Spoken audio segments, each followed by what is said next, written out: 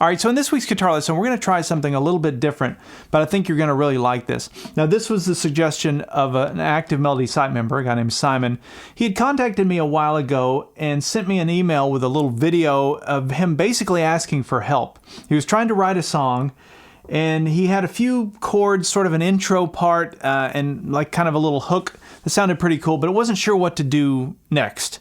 And so I thought that that was a great idea. It was actually Simon's suggestion that maybe I could use his song, his start of a song, and sort of finish it and then use that as lesson material. So that's what we're going to do in this video. We're going to hear from Simon. I'll play the video that he sent me and let you hear sort of what he had come up with. And then at the end of this, we'll have a standalone composition that you can play that I'm going to tab out. And it's actually pretty cool. So it's kind of I sort of co-wrote it with Simon. I guess we can look at it that way. And so there's also some open string chords that is another concept that I don't usually talk about that often because I don't play that way, but Simon started using them, and I thought that a lot of you would probably like this. This is something that sounds very open and pretty and chimey, and so we're going to talk about working those chords into your playing as well. So if you like to get the tablature and the on-screen tab viewer, have access to that for this lesson, you can get those things by going to activemelody.com, go to the weekly lessons page, and do a search for EP503. All right, let's listen to Simon's video that he sent me. I'll edit it down and just give you the crucial part, and then I'll respond to it. Thanks very much for taking time to watch this video. I really appreciate it. So I guess I've been listening to a YouTube video for 10 minutes, and I'm a level up. I'm not very good at learning theory, so watching the videos and watching how you play and how you break it down really taught me a lot. I love this part as well, so it's enjoyable to get this video. Great. And sometimes I start to move on to myself, and that's why I reach out, is because I get stuck. I get stuck trying to create my own little musical pieces, and I'll come up with some chords, and I don't have the musical theory or the skills or the just knowledge to take it to the next level and make it musical, add in the fills, and so what's it fun working on it, but maybe that's a couple of so here goes.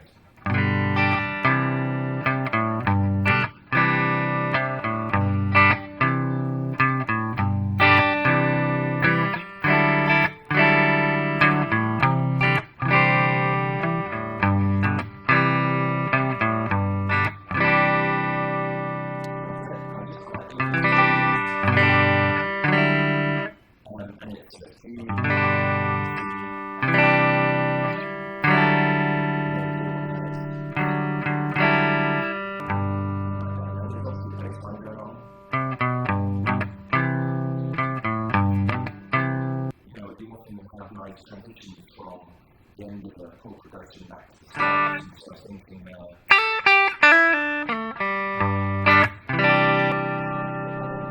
that fits into a whole, right extend, strum together.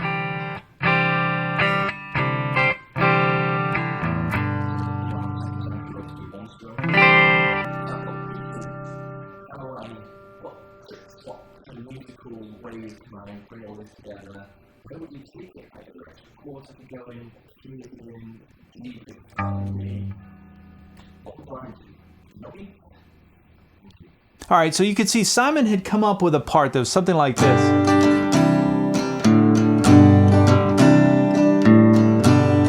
You know, it was going between a G chord and a C chord. Then there was like a D chord with some open strings in it.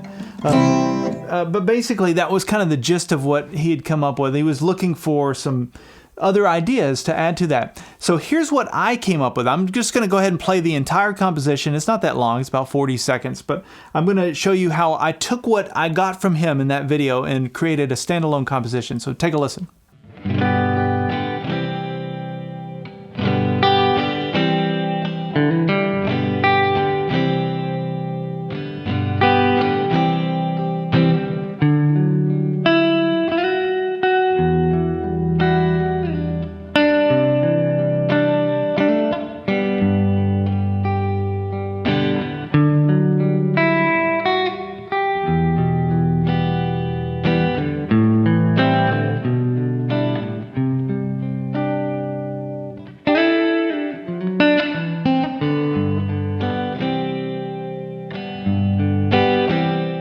All right, so the first thing that I did was I took his G chord and C chord, and I kept that, but I slowed it down. So the reason I did that was when I heard this,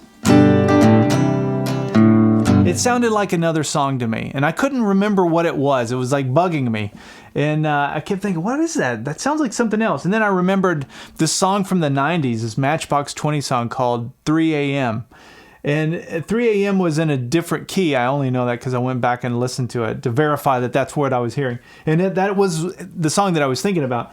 But the song of Simon's was sounding too similar to that, at least for my taste. It just started, and I don't think Simon did that on purpose.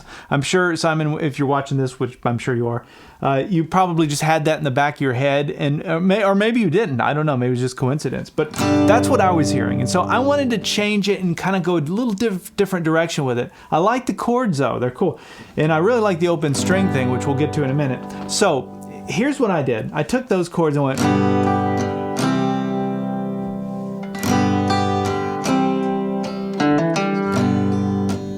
slowed it down, slowed it way down, and left a lot of space in there. And that's something that, that's my first thing that I'll stress, is when you're writing a song, or if you're painting a painting, it doesn't matter, any kind of art that you're creating, it's our natural, it's a human quality to want to add more, especially when you're not sure what to do next. Just add more, just keep adding more. But if you listen to the great songs, the songs that the Beatles wrote, or whatever you think is whoever you think is a good songwriter, there's always a lot of open space, and just sort of, and same with art. Some of the best stuff is just very left open, with a lot of white space, I guess. And so that's, to me, leaving that and just letting it ring out actually worked better than trying to work in the bass line. And it gets us away from the Matchbox 20 thing. So that was the first thing I did, was just change that up. I also changed the way I was playing the chords. Instead of playing them like this, which is another way to play a G and a C chord, where you keep those two fingers on the 3rd fret, strings 1 and 2, and then you just move these two. That's one way to go back and forth. But I wanted a fuller sounding open G and C, and so for that I'm just keeping my pinky down on that 3rd fret 1st string, and I'm playing the G chord the way that you learned it, the cowboy chord, and then the C chord the way that you learned it, but with the G note in it up here. And I love the sound of that, the big full C sound. So that's what I did the first time. Just let it ring out. The second time I went, threw in that little lick there. Starts on the open 4th string, and then a hammer on to the 2nd fret, and then upstroke on the open 3rd string. That's a nice little fill lick that you can link to your C chord. You hear that in country, you hear that, that's like a bluegrass lick to me, but I can work it into anything. So anyway, I only did that once, actually. The rest of the time I just left it open space. So that's what I did for the intro. Same chords, just sort of a different approach to it. Now the next thing Simon played was this.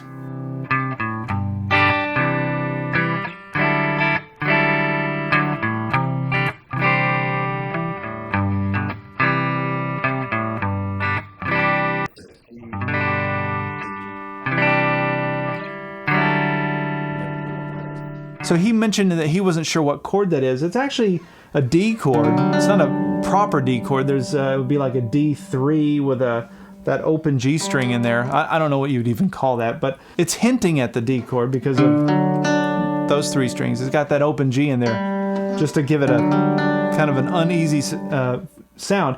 But what I like about that is, if you take your C chord and you just slide it up 2 frets, you can play a D chord like that with that open G string. It's a real pretty sounding. You've heard this in other stuff, right? I think that's also in the song From the Beginning, Emerson, Lake and Palmer, isn't there?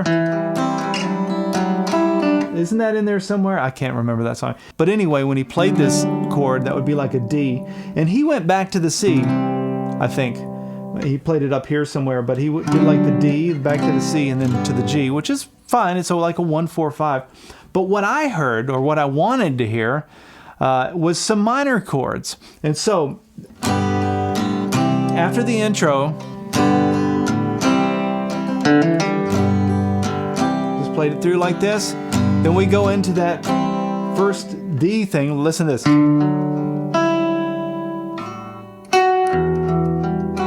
Okay, now this is where melody comes in. And melody is the key to any song. Whether you're playing an instrumental thing like this, or you're trying to work some lyrics into something, melody is the key. And so I had to hear a melody. This has no melody. It's just chords. And that's okay for an intro. It's fine. But I needed to hear.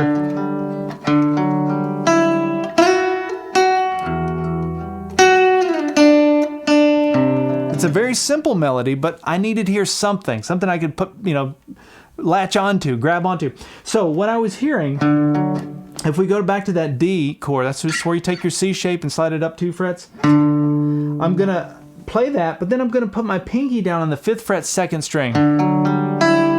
That would be like a D, that whatever that weird D is, like the D3, but with an add 9. So you can think about taking the 9th. 1, 2, 3, 4, 5, 6, 7, 8, 9. Add 9. So that's how I played it. Easy to play, just like your C shape, but then you add your pinky there. Now, how did I come up with that? Just messing around. I had my pinky was free, and I'm looking at some options here, and I came up with that. But I like the sound of that going up to here with that sort of unresolved kind of E minor sound, and that's what's going on here. So I'll get to that in a minute. For after the intro, when I played this, it's just the middle 4 strings, so it's 5, 4, 3, 2. Now watch this. Slide my pinky up to that 7th fret 2nd string, and then your ring finger and index finger are going to come down like this. So ring finger on the 7th fret 5th string, index finger on the 5th fret 4th string, and listen to this. Listen to that. That's like an E minor something with that add 9 in it. So it's got that add 9 sound as well. Isn't that pretty? So think of that as an E minor. So take the add 9 part, the pinky out of it, and if I just had these 2 fingers, you're playing that's another way of playing an E minor. Very pretty sounding. And I like it because it sort of lines up. You can keep your fingers in the same position to kind of go between those. I'm going to talk about which chords go with which chords here in just a minute. But for now, just learn this E minor, but that pinky is carrying the melody. So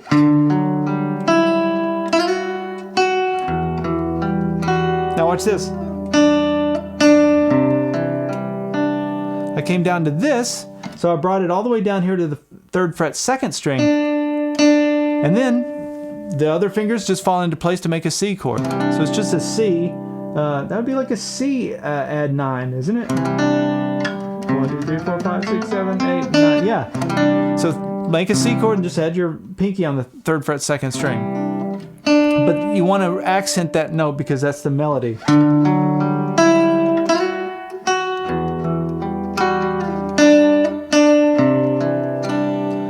Okay? And then after that, we go back to the G. So I came up here thinking about a D chord. It's like a nice transition. My middle finger on the 2nd fret 3rd string. And actually I think I hit strings 2 and 3. And then strings 2 and 3 again, but open. So that I can play that G chord. So all that's really happened chord-wise was a D, an E minor, a C, and back to our G.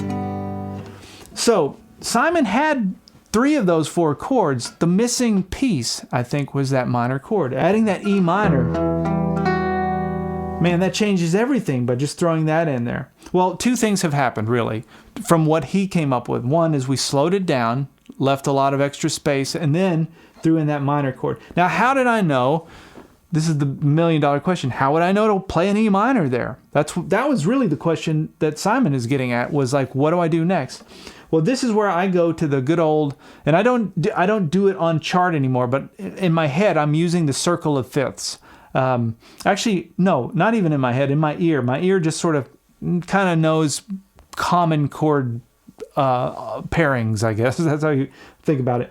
But I'll put a lesson up on the screen right now for the circle of fifths, and that really goes into detail as to which chords go with which chords. There's that whole lesson on that. Also, as a premium member, if you go into the Essential Theory course, there's a unit in that course called the chord family, and that's another little component to this.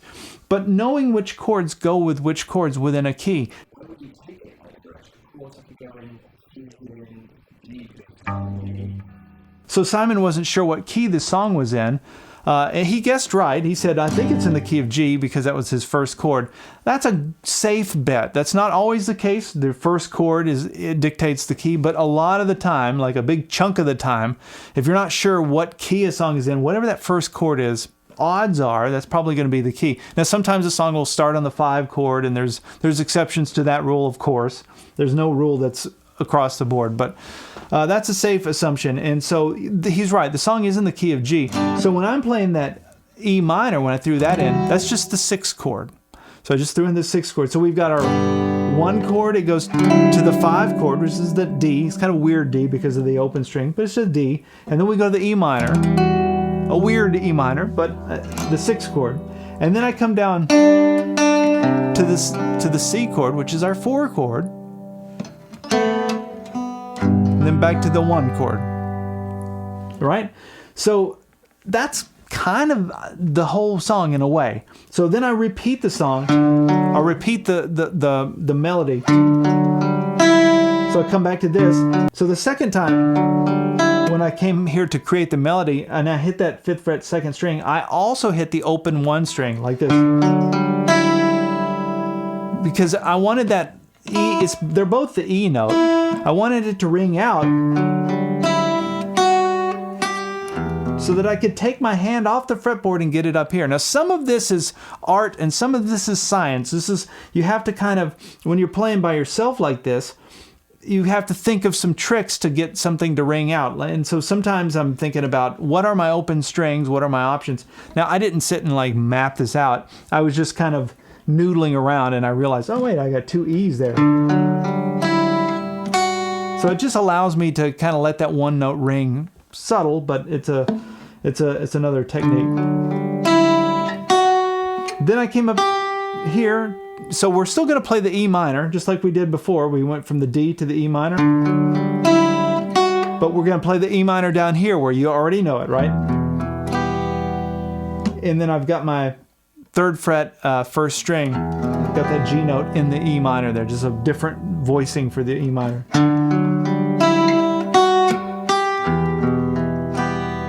Now here's the last part, which another chord here. Let's look at that. So it's a A minor 7. Now, how would you know to play an A minor 7? Where did that come from? It's the 2 chord, right? So it goes back to that circle of fifths. What are your chords that work together when you're in the key of G? You've got a G, you've got an A minor, you've got a B minor. Which one do you choose? Well, there is no right answer on that, but mess around with it and try and find a melody. So my melody was...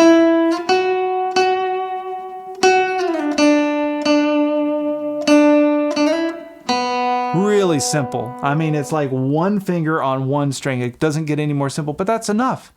So as long as you've got some kind of melody that's like pulling the chords together, then it all starts to make sense. And it tells you, it dictates sort of what the next step is. That's another nice thing about a melody, is it's telling you, it's hinting at what your next step is. So this last little part goes A minor 7. That's a G with a B in the bass. And then I played a C again, but I play my C like this. It's a C sus2. I just thought it sounded pretty. Since we're doing some open string things, I could have gone like that, but doesn't this sound prettier? I think it does. And so what I'm doing for that is I'm barring on the 3rd fret, all 6 strings, and then I've got 2 fingers shoved here on the 5th fret, strings 3 and 4. And you start on the 5th string there. It's a C sus2 chord. You know, you often have nice transitions from the end of a chord progression back to the time. So I was thinking, So Simon had mentioned maybe doing a little fill lick. And it wasn't sure, like, timing-wise, like, how would you fit that in? And that's a great question, actually. A lot of this does have to do with timing. We've got all these things to think about. Which chords work together? What melody should we use? And what should the timing be? So he had thrown out something like something like that, something where he went high to low. Was just playing pentatonic scale thing. So what I did was, after this part, here's the C sus2. Now watch this. Let that ring out. Doesn't matter how long. And then I threw in this little lick. What I like about that is, when you get to that C sus2, just let it ring. There's no drummer. There's nobody else that's waiting on you. You're playing this solo guitar. You can let it ring out as long as you want. And then when you're ready to kick it back in, then you can go back into that intro. You're set up to go through the whole thing again. Now I realize it's a very, very simple chord arrangement. All I really added was, other than slowing it down, I added that E minor chord up here. And then I added that little, which I stole from one of my heroes, Dan Fogelberg. That's like a, well, I don't want to get into playing his stuff, but I know I got this from him, from something that he did. I just love his guitar playing, his arrangements. And that's why it's a good idea to take like ideas like this. This little thing will stick with you. It doesn't seem like much. You maybe think, well, why would I, but you'll find yourself using that down the road. So anyway, after that, the little fill goes. I can't remember exactly my timing on it. But what I'm doing is I'm playing strings 1 and 2 on the 3rd fret, sliding up to the 5th fret, and then back to the 3rd fret. Here's how you can think about this. Connect that lick. Remember, we're holding out on the C. So think of your C chord using the A shape. You got 1 finger on the 3rd fret, 1 finger on the 5th fret. That's your key. Those are your boundaries. So you can play. You can use that any time you're playing off of this chord now. You can see. Right? And then when I play this is just my C chord, right? Strings 2 and 4. I came up 2 frets. And then back down. And then strings 2 and 4 open, which are already in my G chord. So I just went C, C, G. That's kind of what I'm thinking about. So you could do the thing Simon was doing. You could do whatever fill you want there. That's a nice thing about this, letting it ring. There's no tempo anymore. Now we've broke tempo, so you can play whatever fill you want there to get you back to the intro piece, which is our G chord and a C chord. All right, here's one last little bonus I'm going to throw in. I thought of another part, like if I were to write a bridge for this song or another section, what would that be? And you probably would want something if you're doing a little standalone piece like this to keep it interesting. So here's what I came up with.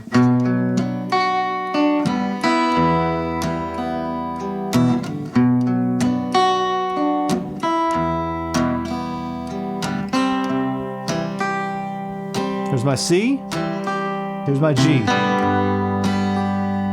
Just simple. So when I'm playing B minor, and you can hear the melody going.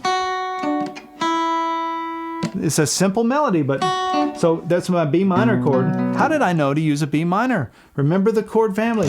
G is your 1, A minor is your 2. What's your 3 chord? B minor. So I just went to another chord that I hadn't used. I went to my B minor. And then to the E minor. So B minor to E minor. Trying to get a little bit of a melody there, though. You can hear it. And then back to my C with my G in the, on that 3rd fret 1st string, and then my G chord. And then the second time through, I would play it again. And then I would do something like this. There's that A minor 7. And then I would walk it up to like a D7. Something like that. I could go back to that open string idea, but I don't know. That D7 is the 5 chord. And if you're ever trying to write something and you're trying to get back to the 1 chord, get back to your, your starting point, just go to your 5 chord. However you can work up to the 5 chord, then it resolves back to the 1. So just remember that open string concept. We can thank Simon for that. So you have your C chord, you take that same shape and move it up, and you have like a D or a D add 9. And then you can come up here and play your E minor or E minor add 9. I love that. Here's another one. Let me just throw one more at you. Another little open string concept that I've used quite a bit through the years. It's off the E shape. If you take your E shape and you just slide that shape up to here, it's like an A. It would be like where your A chord is, but you just don't do the bar. You just play the E shape. And then you move that up 2 frets. This will be like kind of your B. Isn't that pretty? So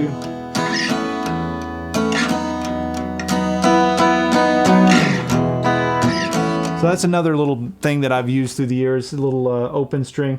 And then you can come to this, which would be like where your F is, minus the bar.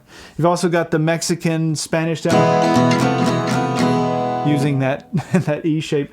There's all kinds of things you can do with these open strings. I don't typically use them. I love them. I don't know. There's lots of tricks to that, and I don't know them all. Okay, well, a big thank you to you, Simon, for sharing this song with us and allowing me to finish it. I hope it turned out the way that you wanted. I figured you might have wanted that to be a full band with a jam track and play a lead over it or something. But when I heard it, heard what you had started, I could already anticipate a really cool little standalone composition. And I think it turned out pretty cool.